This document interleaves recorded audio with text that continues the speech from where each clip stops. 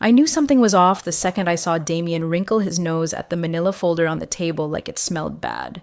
That folder had been there every Tuesday for 11 years. Always closed, always neatly labeled, always in the same spot. Checklist review, vendor ops. It wasn't flashy, it wasn't digital, it was just Eli's way. And until that day, nobody questioned it. We all just respected it. Maybe not out loud, but we did. But Damien?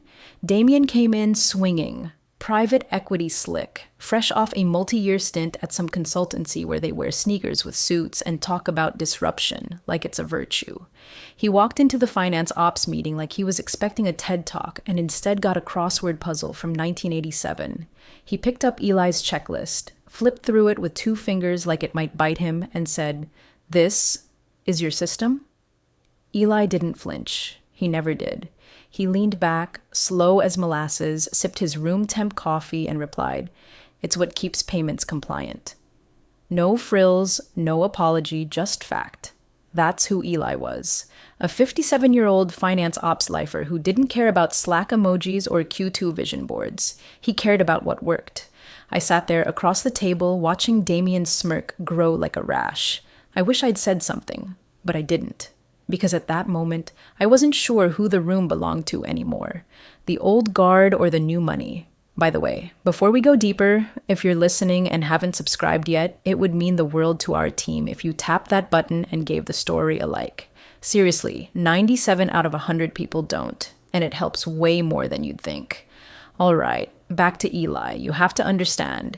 Eli wasn't just some pencil pusher hoarding paper like it was wartime.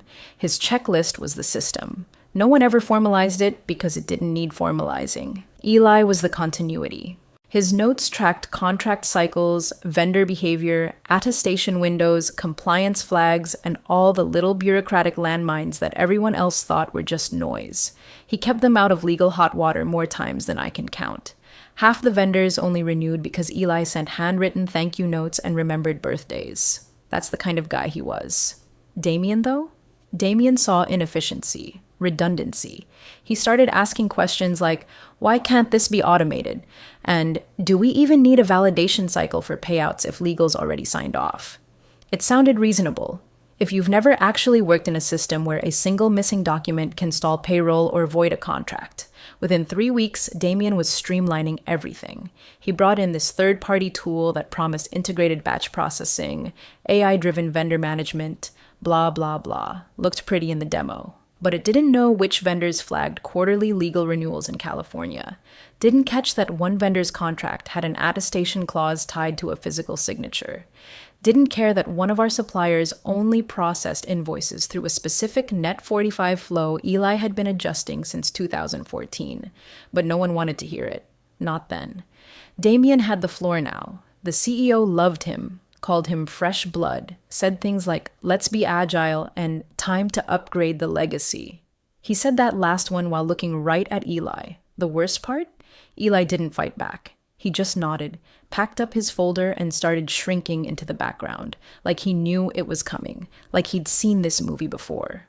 Only thing he said was, be careful what you delete before you understand what it does. Most of us shrugged it off. I didn't. I should have spoken up louder, but I didn't. And when Damien scheduled the all-hands, I had a knot in my gut before I even saw the calendar invite. You could feel the tension in the room. Damien strutted to the mic, flanked by his shiny PowerPoint and 2 white teeth, and started monologuing about legacy inefficiencies and non-essential redundancies. Then he said it. Some processes just belong in a museum, and some people too. The interns laughed. Eli didn't show up. But his desk was already cleared out by then. Just a folded note on top of the folder that read, everything you need is here, if you know how to read it. Damien spotted the checklist like it insulted his mother. We were mid-review in the ops room, heads down in Q3 vendor reporting, when he paused, zeroed in on the folder like it was radioactive, and said, loud enough for everyone to hear, wait, this is your system? The room got quiet. I mean real quiet. Even the printer stopped like it knew shit was about to get awkward. Eli didn't flinch. He never did. He sat there, same position he always did. Left leg crossed over right, glasses low on the nose, pen resting behind his ear like he was sketching blueprints for a better world nobody else could see. He looked up at Damien, slow and steady, and said, "It's what keeps payments compliant." That was Eli's version of a flex. Calm, undeniable, like gravity. But Damien scoffed, like actually scoffed. "You're telling me we're managing $22 million in payouts with this?"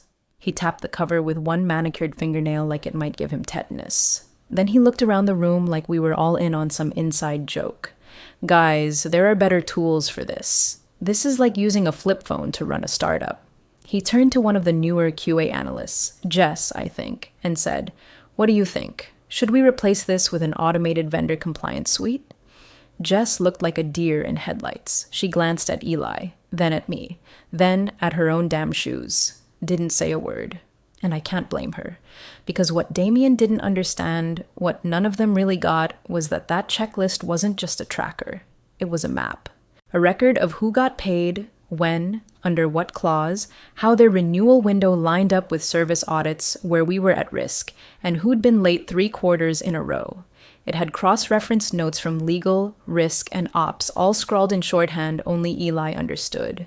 Some of us tried to learn it, sure, but it was like trying to learn jazz by watching a clock. But Damien didn't care. He just waved his hand like a game show host dismissing a losing contestant. "All right, moving on. Starting Q4, we're switching over to a consolidated third-party system. Everything batch processed. One interface, no more bottlenecks." Eli didn't argue. He didn't even sigh. Just wrote something down in his notebook. Real slow. I saw his pen hesitate for a half second. Just a flicker. Then he uncrossed his legs, flipped to the back of the checklist, and under the final column, Notes, he wrote, "Reviewed, rejected, 9/18. And then, I swear to God, he underlined it once. No one noticed, but I did. That meeting ended like they always did, half-baked decisions with confident smiles. But something in the air had shifted. It was like watching the first domino lean, just a hair, ready to fall. On his way out, Damien clapped Eli on the back like they were old buddies and said, "No hard feelings, right? Just bringing us into the 21st century." Eli just looked at him. Didn't nod, didn't smile, just looked. The next day, the checklist was still on the table, but something about it felt heavier, like it knew it had been exiled, and maybe, just maybe, it was waiting. The town hall wasn't supposed to be anything special, just one of those quarterly touch-base things where department heads try to look excited about budgets, and everyone pretends to care about org charts. But this one felt different from the start. Damien had booked the big conference room, the one with the wall-length glass and the overpriced coffee bar no one actually used. He stood at the front like he was preparing for a product launch, sleeves rolled, chin high, voice already tuned to stage mode before half of us had even sat down. I took the seat closest to the side exit. Old habit from years of bad news dressed up as alignment. Eli came in 5 minutes early, as usual, holding nothing but a pen and a folded piece of paper. He didn't sit. He leaned against the back wall, calm, unreadable, like a man who knew the weather report before the storm hit. Damien started with the usual puff. Transformation, efficiency, lean workflows. But then, without warning, he pivoted hard. "Let's talk about legacy processes," he said, with that condescending little pause, like we should all brace for impact.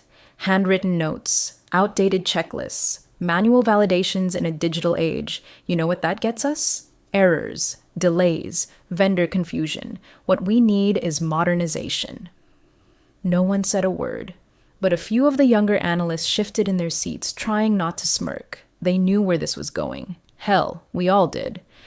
Damien clicked his clicker and pulled up a slide labeled Operational Bottlenecks.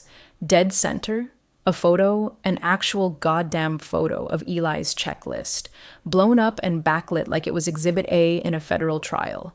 "This," Damien said, pacing like a TEDx wannabe, "has been our system for over a decade. One man's handwriting. No backups, no workflows, just intuition. That's not scale. That's a liability." He turned, faced Eli without saying his name, and dropped it. "I don't need your checklist. Clear your desk." You could have heard a paperclip drop. Then, God help me, some intern in the front actually laughed. Not loud, just enough to slice the air. A couple others followed, like nervous hyenas sensing weakness. I saw one guy elbow his buddy and whisper, "About time."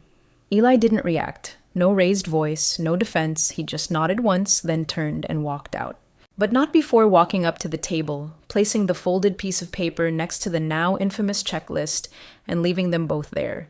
He didn't shred it, didn't hide it, just left it sitting in the open like a trap no one noticed. I waited until the room cleared before I walked over. The paper was a note, handwritten, 4 words, use it or don't. The checklist underneath looked the same as always, except one thing. He'd drawn a tiny box in the bottom corner, unchecked, empty, nothing written beside it. But I swear to God, that empty square felt like it was watching the room. Damien carried on like he'd just slain a dragon, talking to legal, updating the board, moving Eli's name off the vendor management chain. But those of us who watched, who'd seen Eli work through late nights and vendor nightmares and contract loopholes no tool could catch, we didn't laugh. We didn't smirk. We just watched that empty checkbox. And somewhere deep in my gut, I felt it start to tick.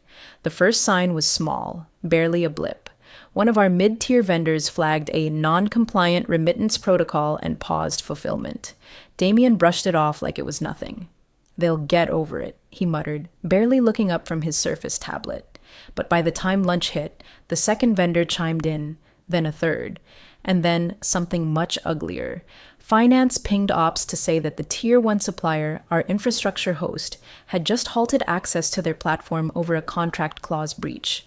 That's when people started actually sweating. The email landed like a brick in everyone's inbox. Access temporarily restricted, pending fulfillment of compliance condition 5B. Attached? A redlined clause pointing directly to a manual attestation requirement, one that had to be physically initialed by the designated finance ops officer.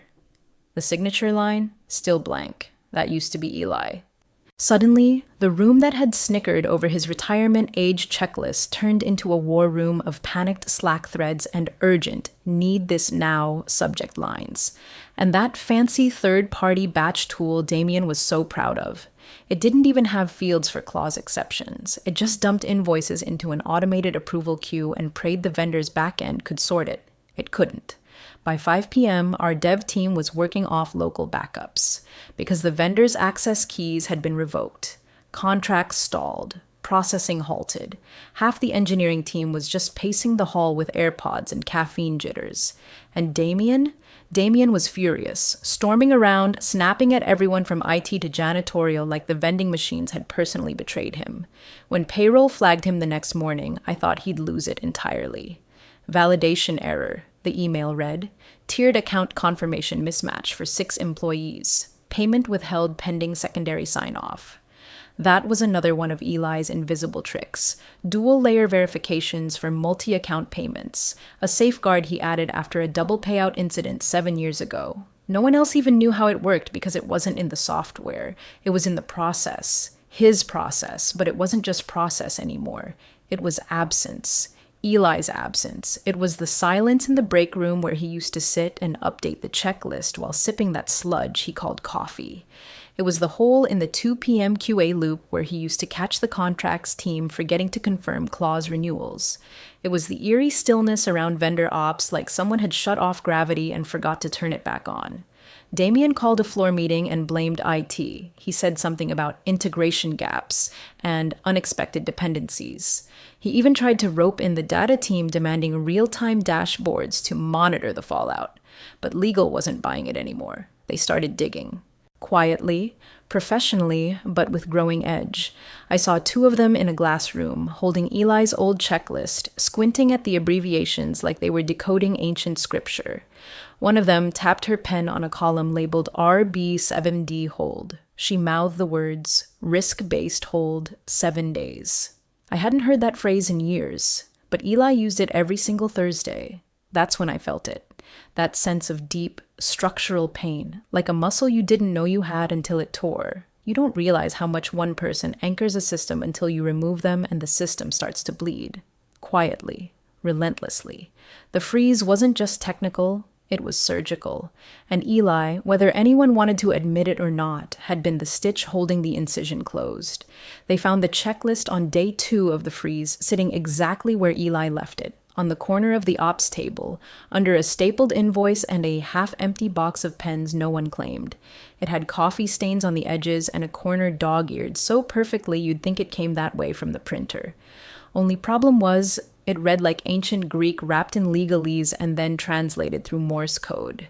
The interim lead, some poor soul named Trevor from procurement, who looked like he still believed in motivational posters, tried to reverse engineer the framework, which is a fancy way of saying he squinted at Eli's notes until his forehead broke out in hives.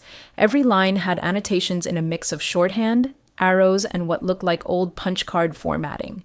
There were columns marked R999D, VIL2 host auth, and cryptic little symbols like underlined percentages and circles drawn around vendor initials with dates attached. What does J-Plow5R null mean? Someone finally asked out loud in the war room. Silence. I watched Legal, normally so composed, shuffle uncomfortably. They had their own printed version of the checklist, highlighted in orange and pink and riddled with sticky notes. One associate finally sighed, circled a line near the bottom, and read it out loud. Clause 14A, manual attestation by named finance ops officer prior to Q4 payouts. The room went still. Named, not authorized, not designated. That's legal poison. That means specific person, no substitutions. They kept digging and found the clause again, this time cited explicitly in a key enterprise and vendor contract. It referenced something called Appendix D. Naturally, they checked the digital archive. Nothing. Not a file, not a scan. Just an access log with a gap that lined up exactly with Eli's departure. One of the senior legal analysts, Lisa, looked over at me with this half-whispered question. Did he ever mention Appendix D? I nodded slowly. It's not digital. It's a red folder, labeled Appendix D in Sharpie. He kept it in his second drawer, under the tax docs and a Ziploc bag full of paper clips. They looked at me like I'd just admitted I knew where Jimmy Hoffa was buried. By the time they unlocked his drawer, the panic was no longer quiet. It was baked into every Slack thread, every emergency Teams call, every whiteboard with scribbled contingency plans that weren't really plans at all, just prayers with bullet points. Appendix D was real and terrifying. It was a physical binder of side clauses, physical memos, vendor exceptions, manual override procedures, and handwritten sign-offs. Some with coffee stains, others initialed in red ink, one even on the back of a Wendy's napkin. One clause explicitly stated that our largest vendor had the right to pause services if Appendix D's attestation log wasn't completed in wet ink by the named officer before fiscal renewal. You know who the named officer was. And guess what? The last log entry in Appendix D was dated 2 days before Damien's modernization push. The next line? Blank. Empty. Waiting. Damien stopped holding floor meetings, started pacing more than speaking. When he did speak, his voice was lower. Not humbled, just tight, like he was trying to hold the narrative together with dental floss. I watched him eye the checklist one afternoon, just standing there, not touching it. You could see it on his face. He still didn't understand it. But he was starting to understand something far worse. It wasn't about understanding. It was about needing the person who did. And that person wasn't picking up his phone. The board call was scheduled for 9 a.m., but by 8:45 the conference room already felt like a crime scene. Damien had spent the morning in full spin mode, shuffling talking points, wiping smudges off the touchpad with his sleeve, rehearsing phrases like temporary service irregularities and proactive reorganization efforts. He looked like a man about to pitch a failing startup to people who'd already invested. The rest of us? We were just trying not to be in the blast radius. At 9 sharp, the screen lit up. The vendor's CEO, Martin Delane, a man with the kind of voice that made you feel underdressed just hearing it, joined with 2 other senior execs flanking him. Martin was old-school corporate royalty. Navy blazer, crisp shirt, no nonsense. The kind of guy who could stall a merger with a head tilt. The meeting started civil. Damien introduced everyone with too many titles. Tried to steer the conversation toward collaborative re-onboarding, but Martin didn't bite. He went straight in. We're here because your payment system failed to fulfill clause 14A, he said, adjusting his cuff. And more importantly, because our legal team flagged a missing attestation log dating back nearly 3 weeks. Damien smiled, tight, rehearsed. Yes, there was a transition. We moved to a more scalable compliance infrastructure. The prior process was legacy, handwritten, unsecured. The employee responsible had become a bottleneck. This was, in essence, a performance correction. Martin leaned forward. A performance correction. His voice was cool, even. Damien nodded. That's correct. Then came the pause, just long enough to get uncomfortable. Then Martin glanced off screen, muttered something, and came back with a smirk that cut deeper than any yell ever could. You fired the checklist guy? The room went silent. Damien blinked. I'm sorry, Martin said, actually chuckling now. You fired what, exactly? Nobody answered. I watched as the blood drained from Damien's face like someone had pulled the plug. He opened his mouth, closed it, then tried again. We're transitioning to a system. Martin cut him off with a wave. Let me help you out. We've worked with your firm since 2012. Every quarter, we got a physical envelope with a checklist inside, 1 page signed. That piece of paper confirmed you'd met every operational and contractual obligation to protect our data and ensure payout accuracy. That paper was why we kept renewing. He raised his eyebrows. Now we get emails, auto-generated summaries, and 3 days ago, my billing ops lead asked, "Where's the checklist?" I told him, "Don't worry, it's coming." He paused again. Apparently it's not. Damien tried to recover, but it was useless. Martin wasn't speaking to him anymore. He was speaking to the board. I don't care what system you're using. What I care about is who signs that paper. That man, Eli Whitman, was the reason we trusted your process. I don't give a damn if he used ink or blood. He delivered. He clicked his mouse, sent over a document, and sat back. Clause 14A, line 7. Continuity attestation shall be provided by the previously designated finance ops officer unless explicitly amended by joint signature between both parties. That amendment never happened. Silence. Real silence. The kind that fills every corner of the room and makes your ears ring. On the far end of the table, the general counsel leaned forward and whispered something to the CEO. The CEO didn't speak. He just stared at Damien. Martin straightened his sleeves. So, can you get him back? Nobody breathed. That was the moment, right there. Not when Eli left, not when the checklist failed, not even when the vendors pulled the plug. This was the moment everything cracked. The shift from embarrassment to accountability. The invisible line between ego and consequence. Damien didn't speak again for the rest of the call. The message wasn't dramatic. No courier envelope, no flurry of boardroom debate, just a single-line email sent from the HR director's personal account at 6:12 a.m., a time that told you everything. Would you consider advising? No subject line, no salutation, just the ellipsis. I don't know where Eli was when he got it. He'd gone quiet after the town hall. No LinkedIn updates, no reply to the 2 texts I sent him. But I imagined him reading that message the way he read everything, once for content, twice for tone, and a 3rd time just to be sure it was worth his time. They waited. He didn't respond until the next day. 1 email, 5 sentences. I'll consider it under the following terms. No office, no org chart, no title, retainer only, unrestricted authority over vendor compliance. Attached was a single PDF. It was the checklist, but not the checklist. This one was different. Digitized. Titled, Continuity Protocol V2. Still 1 page, still simple. But it had been scanned with a timestamp in the corner and a digital signature across the bottom. 1 line had been added at the top in his handwriting, bold and deliberate. Authority without clarity invites collapse. And under that, 90 checkboxes, all updated, all marked, except the last one. Still blank, still waiting. No fanfare followed. HR didn't make an announcement. The board didn't release a statement. The only proof of Eli's return came through results. Vendors began resuming access, payment confirmations stopped flagging. A quiet message went out from legal. Appendix D has been reattested. Only a few of us even knew he was back. And even fewer understood the deal. He didn't re-enter the building. didn't reclaim his desk, didn't want a nameplate or badge or laptop. He operated from nowhere and everywhere at once. His email address restored, inbox cleared, and a new calendar link that simply read, Whitman, compliance calls. He didn't ask for back pay, didn't demand apologies. He just sent the document, logged in, made his calls, and rebuilt the system around his own shadow. I saw the CEO walk past Damien's office 2 days later, eyes glazed, jaw locked. Damien didn't look up. He just stared at his monitor, scrolling through a dashboard he clearly didn't understand. The same third-party tool now sat under the checklist like a prop in someone else's play.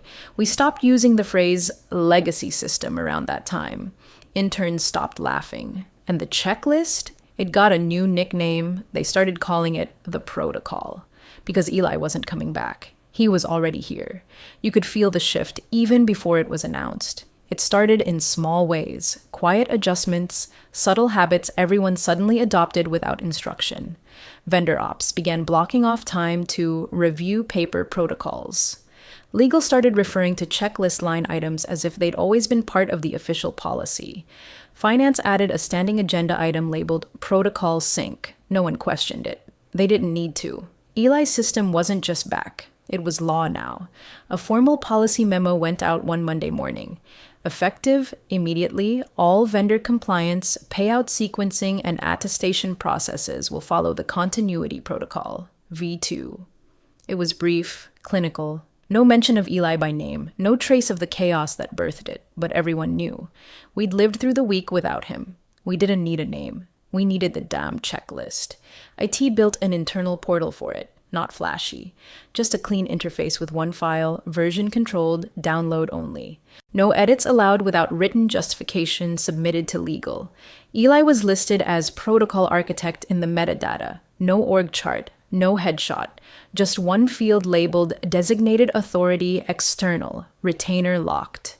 And Damien? Damien became a ghost in his own department. There was no formal demotion, just a calendar update. He was now assigned to strategic growth initiatives, a role with no team, no projects, and no actual influence. His office stayed the same, but the chairs were removed, replaced with a standing desk and a sad little tray of protein bars he never touched. Every now and then, I'd catch him staring at the internal compliance tracker like he was trying to will himself into relevance again. Nobody visited him. Nobody asked his opinion, because the real cost of ego wasn't the vendors we lost or the outages we survived. It was him. He never apologized, but he didn't argue anymore either, just nodded during meetings and kept his mouth shut while the rest of us quietly followed a checklist he'd once called cute. The next audit came 3 weeks later. External review, full scope, top to bottom evaluation of every payout and vendor validation cycle from the past 2 quarters. Normally, these things were exhausting. Half the office would live off coffee and panic, legal would prep a defensive binder the size of a microwave, and we'd brace for at least one non-compliance flag. Not this time. The inspector, a no-nonsense woman in her 50s who'd built her career tearing apart brittle finance departments, flipped through the protocol, scanned the digital logs, cross-checked every attestation entry against the vendor receipts, and leaned back in her chair with a rare, impressed frown. "Who wrote this?" she asked, tapping the header of the document. "It's airtight." The CEO didn't miss a beat. "A man who writes with a pen," he said.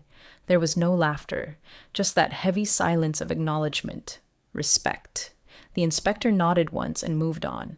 No flags, no follow-ups. Final rating, exceeds standard. Process integrity noted. I walked past the copy room later that day and saw someone new, fresh out of onboarding, standing there reading a laminated printout of the protocol. Eyes wide, head tilted. She turned to me and said, "Wait, this is real? People used to joke about this." I just smiled. They don't anymore. The celebration was catered. That's how you knew it mattered. Not pizza boxes and grocery store cupcakes. Actual cloth napkins, rented glassware, someone in a blazer pouring sparkling cider like it was Dom. Winning a federal contract wasn't just a feather in the cap, it was an entirely new bird. Multi-year scope, compliance heavy, tons of embedded risk, all the things that scared most firms into passing. But we weren't most firms. Not anymore.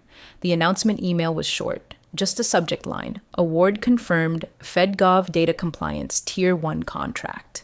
The body read, thanks to months of groundwork and airtight audit prep, we've secured the deal. There was a line thanking legal, another nodding to vendor ops, and a final one that just said, special recognition to those who built the foundation. No names, no credit rolls, but we all knew who built it. Eli didn't show, not to the toast, not to the CEO's awkward speech about rising from challenge, not to the group photo where someone held up a printed copy of the checklist like it was the company Bible.